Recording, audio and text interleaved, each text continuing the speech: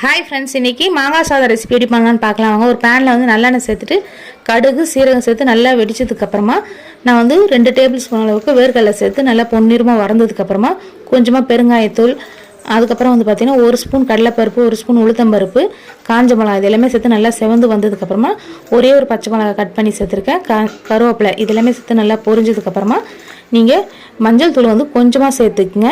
லைட்டாக கலர் இருந்தால் போதும், இல்லை லெமன் சாதம் மாதிரி ஆகிடும் நிறைய போட்டிங்கன்னா. அதுக்கப்புறம் துருவி வச்சுருக்க கிளிமுக்கு மாங்காய், ஒட்டு மாங்காய் சொல்லுவாங்க பார்த்தீங்கன்னா, அது நல்லா கொஞ்சம் புளிப்பாகவும் இருக்கணும், லைட்டாக இனிப்பாகவும் இருக்கணும், ரொம்ப வந்து புளிப்பாக இருக்கக்கூடாது. ஸோ அந்த மாதிரி மாங்காய் எடுத்துக்கங்க.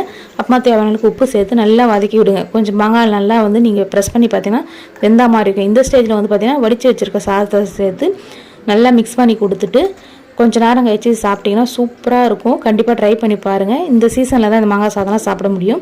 அதனால் வந்து பார்த்திங்கன்னா லஞ்ச் பாக்ஸுக்கும் வந்து இது ஒரு ஆப்டான ரெசிபி தான். வீடியோ பிடிச்சிருந்தா மறக்காமல் சப்ஸ்கிரைப் பண்ணுங்கள் ஃப்ரெண்ட்ஸ். பாய்.